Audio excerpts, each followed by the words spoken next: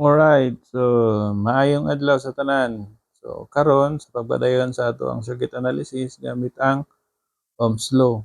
So karon kani nga problem because niagi ni isguta unsaon pagpangita sa kuryente, unsaon pagpangita sa boltahe.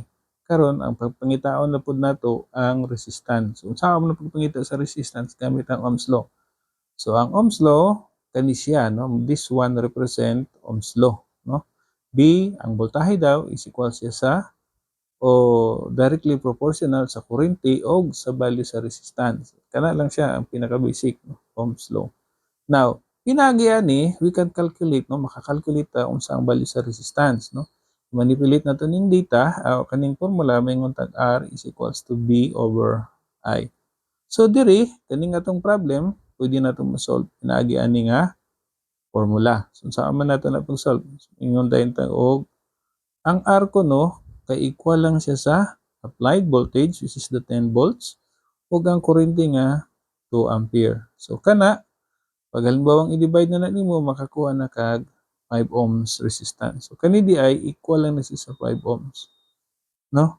So simple lang kayo. Now, nako laing topic no nga i-introduce sa inyo. Actually, it is not topic, it is part of our circuit element, no?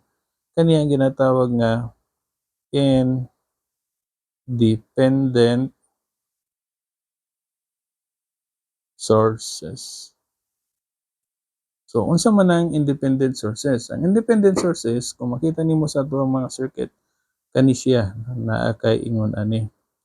Bilog unya na plus minus. Kani this represent independent sources. But in this case, kay plus minus man na siya sa sulod, kani siya ang ginatawag nga independent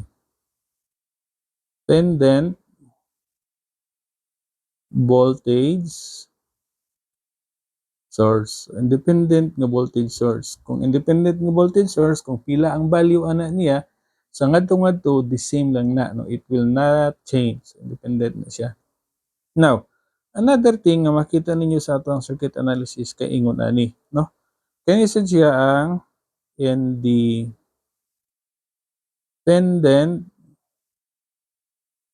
This time it is current source, no?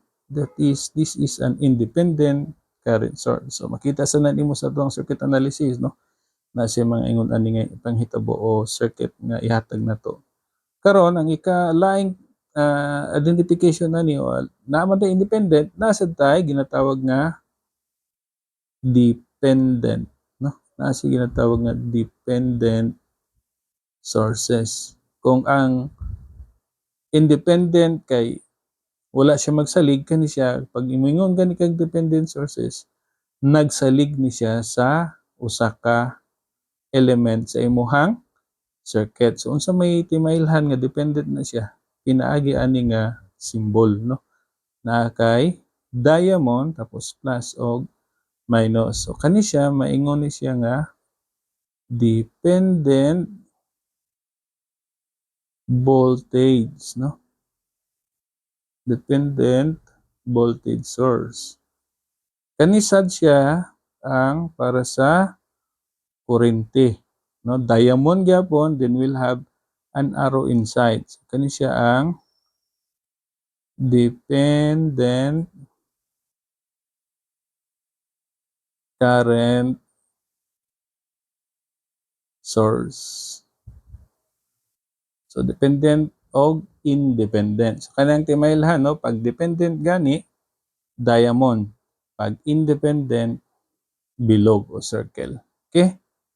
Alright. So ato ang padayonon ang ato ang finding resistance nga problem gamit ang Ohm's law. So diri naatay laing problem, no? Laing example.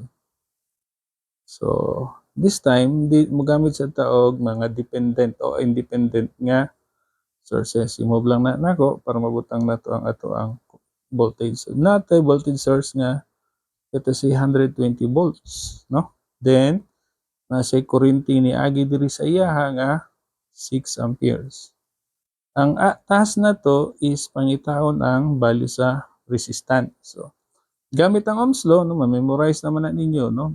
B is equals to I R. So kanila gid inyuhang tandaan. So pag mangita ka og R, B over I na lang diretso, no?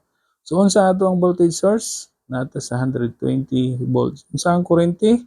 Nasa ilalom, no? 6 ampere. So pila man na siya?